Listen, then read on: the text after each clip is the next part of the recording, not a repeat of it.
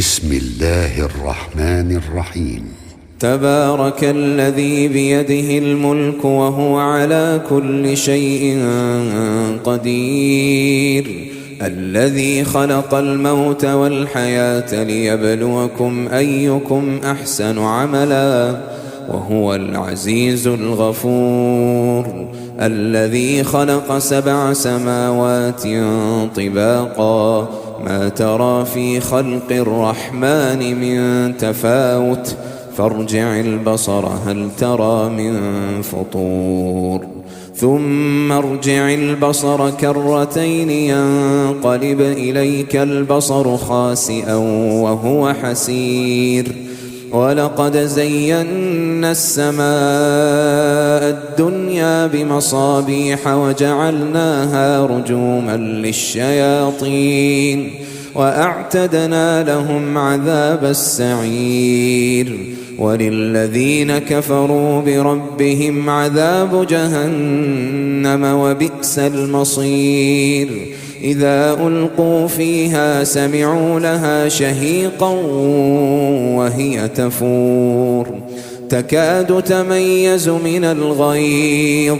كلما ألقي فيها فوج سألهم خزنتها ألم يأتكم نذير، قالوا بلى قد جاءنا نذير فكذبنا وقلنا ما نزل الله من شيء إن أنتم إلا في ضلال كبير، وقالوا لو كنا نسمع أو نعقل ما كنا في أصحاب السعير، فاعترفوا بذنبهم فسحقا لأصحاب السعير. إن الذين يخشون ربهم بالغيب لهم مغفرة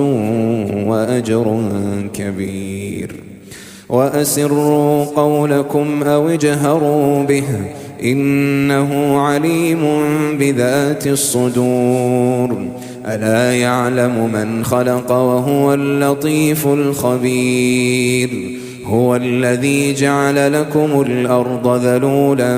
فامشوا في مناكبها وكلوا من رزقه وإليه النشور، أأمنتم من في السماء أن يخسف بكم الأرض فإذا هي تمور، أم أمنتم من في السماء أن يرسل عليكم حاصبا فستعلمون كيف نذير، ولقد كذب الذين من قبلهم فكيف كان نكير، أولم يروا إلى الطير فوقهم صافات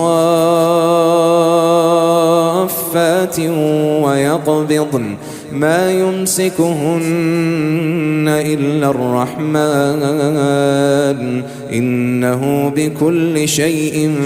بصير، أمن هذا الذي هو جند لكم ينصركم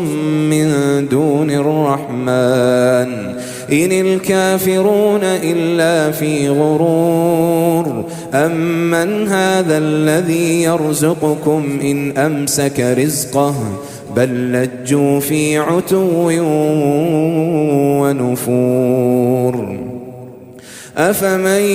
يمشي مكبا على وجهه أهدى أمن يمشي سويا على صراط مستقيم، قل هو الذي أنشأكم وجعل لكم السمع والأبصار والأفئدة قليلا ما تشكرون، قل هو الذي ذرأكم في الأرض وإليه تحشرون، ويقولون متى هذا الوعد إن كنتم صادقين، قل إنما العلم عند الله وإنما أنا نذير مبين، فلما رأوه زلفة سيئت وجوه الذين كفروا وقيل هذا الذي كنتم به تدعون قل أرأيتم إن أهلكني الله ومن معي أو رحمنا فمن يجير الكافرين من عذاب أليم قل هو الرحمن آمنا به وعليه توكلنا فستعلمون من هو في ضلال مبين قل أرأيتم إن أصبح ماؤكم غورا فمن يأتيكم بماء معين